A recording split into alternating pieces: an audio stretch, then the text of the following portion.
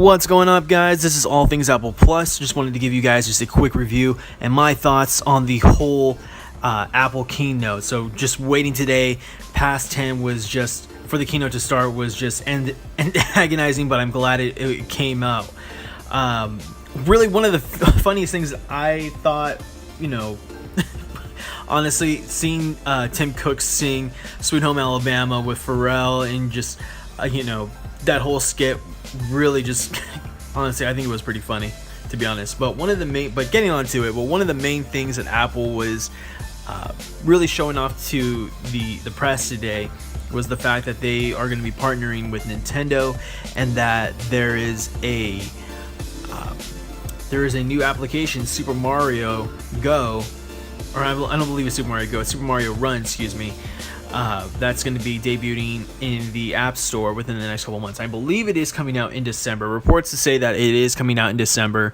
The game just is, it's astonishing to look at. It's great to see that, the graphics are vamped up in this one, and that you can play against other players, around the world, play against, your friends, and to be able to have an application like Nintendo Super Mario on the App Store or on your iOS devices without any sort of jailbreak or tweaks or anything like that, or emulator, was just, it's great to have. And I honestly cannot wait to see what they bring in the future. Going on past that, Apple talked about their iWork and just being able to interact with students and schools, and I think it's great that they, as a company, that they reach out to these kids. So that was one of the big things that I liked that I saw with that. Also moving on, they debuted the Apple Watch, but before they actually got into the Apple Watch, they brought out the CEO of Niantic, and they started talking about Pokemon Go and the different things that you can be doing with your Apple Watch with Pokemon Go. And it's good to see that they're seeing an application that has brought in a lot of traffic, and they're doing everything that they can to give this app and give these people more publicity, so that way this game doesn't die, because it is a really great game. But unfortunately, you do lose track, and you do lose people when it's only catching and maybe battling a couple times within gyms. But hopefully within the future, we get to see more of people playing against each other and trading. But it did show off what happens when you go to different Pokestops, what happens when you see a Pokemon, or whenever you are nearby one, what happens when you have an egg, or how many steps you take, or how many Pokemon you catch. It shows your medals, it shows everything.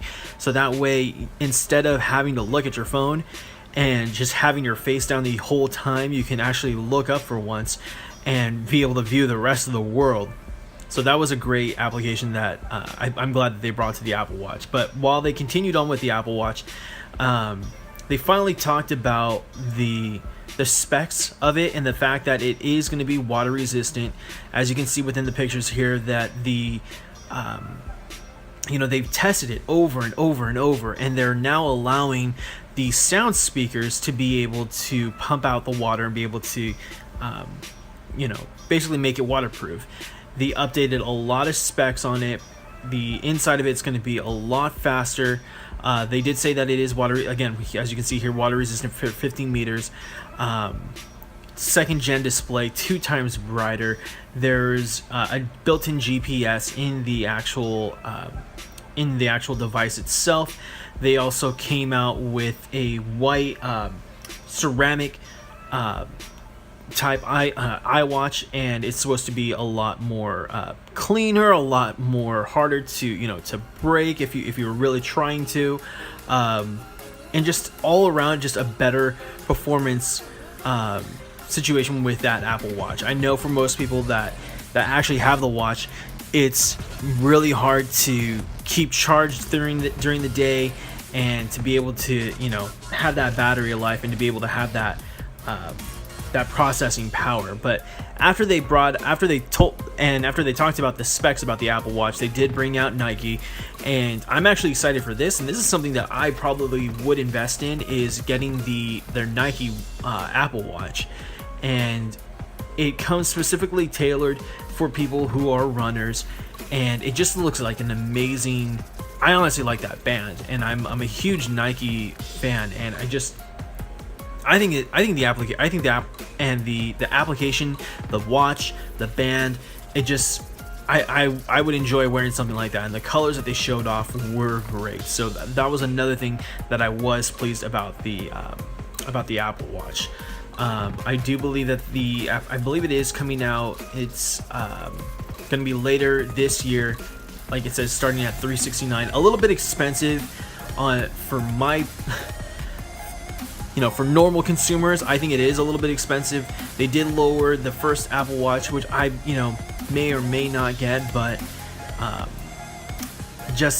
I think they should be able to come down a little bit more in price. But that's just my 2 cents about it. But if you guys have any other, comments or, think that, it should stay the same price, let me know in the comment section below. Going on further, the main event was the iPhone and bringing up what's going on with iPhone 7.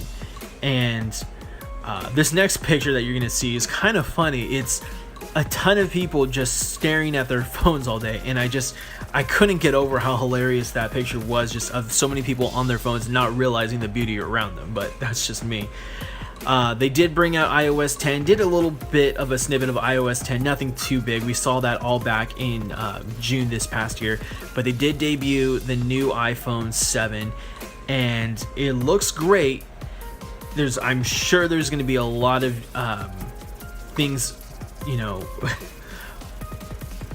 how do I even explain this? There's going to be a lot of new features with this phone that it's just, I'm excited. I'm very excited for it. I'm very optimistic. The new colors are great. I will have my review about the phone in just a bit, but I'm not going to give that right now anyways. But they did talk about the home button. It is no longer an actual push. It's just pretty much a force-sensitive home button. They explained how much you use your home button, and I can get where they're coming from. The wear and tear of you pushing on that home button all the time for everything that you need to do is just, it wears out that button. So to have it force touched, I think is actually really great. It is water and dust resistant as shown, and they were able to enclose a lot of places within the phone. So if you do happen to fall in that pool, or if you do happen to drop your phone in the toilet or whatever, your phone will be safe and you won't have to worry about that. The camera was another thing that they beefed up on the iPhone 7 and the 7 Plus. With the iPhone 7, there is a 3 times longer exposure, quad LED two-tone flash, 50% more light. They added 4 different LED lights within their flash, so you get a longer and more brighter picture. The pictures that they showed off really just popped out, and I was surprised at just how many of these photos were taken with the iPhone 7, and it is really a great camera. I can't wait till they bring out the iPhone 7s and what they're going to do with that, and just the camera specs on that. It's just, I really don't even know how they're going to top this. But as you can see here, there was a 12 megapixel camera, and then they added a second camera for the iPhone 7 Plus. So if you do have, or if you are getting that iPhone 7 Plus, that's going to be something that you're going to enjoy. And what they allow you to do now within those 2 cameras is be able to take a high-res shot in the front, or as closest to you, and then your background is going to be more blurry. And it's a great update that's going to be coming out later this year. Also, they did talk about, they did bring in some of the maker of, or the creator, not the creator, but the CEO of Instagram, showed him off, and just the different specs that you can do with the iPhone with that. So that was cool there. They added the different new speakers with the iPhone 7. Definitely a plus whenever you have the speakers. Having only 1 set of speakers that works versus 2, I think, is a lot better. And being able to use the speakers within the headpiece is going to be something that I think is going to go a long way. And I think they should continue to keep doing things that way. Of course, everybody knows they got rid of the Lightning port. I really didn't do so much reporting on Lightning port or whether or not it was going to be in or out, but I had my hunch that it was going to be out and that they were going to take it out. I'm glad that they did. It was something that needed, to happen, and I think going out and, you know, down the line later on. I think this is going to be something that they needed to, you know, that they should do. They did mention that, you know, with the headphone jack, it does release some space, so that's something that's really great. They also talked about their wireless headsets, something that I think that I just might invest my money in. I cannot get over these headsets. These Bluetooth, or I don't even know if it's Bluetooth. I think it is Bluetooth, but these wireless headsets, they looked real sharp, especially on some of the people that were wearing them at the press conference right after. It just looked really sharp. You can charge them up for 5 hours, or charge them up, and they're good for 5 hours of use. And then they come in a little case that you can charge that case up with for 24 hours. So they keep continuing to charge up your earbuds. And I don't think these are going to be earbuds that you're going to lose so easily. You're going to spend about $150 on these earphones, and to be able to lose them, I doubt anybody is going to lose these. These are just really top of the line headphones, so there's no way that, especially for me, that I would want to lose these headphones. But they connect straight to your device. As you can see here, you put them right next to your device and it connects to them automatically. You don't need to go to your Bluetooth settings or anything like that. You just connect straight to them. So that was one of the big features that I did like about this keynote, was just the headphones. And I've been waiting for them. Didn't think they were gonna, I honestly was hoping that they were gonna come out in the actual box, like you were gonna get them in the box of the iPhone, but unfortunately you do have to buy them separate, and that is something that you're gonna have to just unfortunately fork out the extra money for. They are a luxury. You do get the regular headphones, the headphones with a lightning cable and with an adapter just in case too. So that was another cool thing. They did upgrade their Beats line as well too. They did talk about the A10 Fusion chip. I feel like that's a Dragon Ball Z term. And then I did check online to see how much the iPhones were going to be at, you know, at your cost. And for $41 a month, it's not that bad. So I'm gonna actually give my 2 cents about this whole iPhone 7 biz. I honestly, personally think that with all the upgrades that they did with this phone, that this is a phone that you're gonna have to wait out on. I honestly don't think that this one is worth my time. Don't get me wrong, the camera, the different specs on there, I'm glad they're beefing up the specs with the iPhone 7, but this is something that I don't think that I would invest my money into. This is something that I believe, you know, just isn't worth getting right now. Don't get me wrong, it is a great phone. It has a lot of functionality, has a lot of great uses for it, but if you are at a 6S like myself, or 6S Plus, it's not really beneficial for you. It's honestly, you're getting pretty much just a little bit of a difference in the camera, a little bit longer of a battery life, and that's pretty much it. Honestly, the jet black iPhone, I'm waiting, and I'm calling it hashtag Watergate, hashtag Scratchgate, hashtag, you know, rock in my phone, because I dropped it on the cement and the pavement gate. Honestly, it's gonna be one of those phones. I do think it's a great, beautiful phone, but not for me at this time. If you do have a different opinion about it, please let me know. I'd love to know what you guys' thoughts are in the comment section below.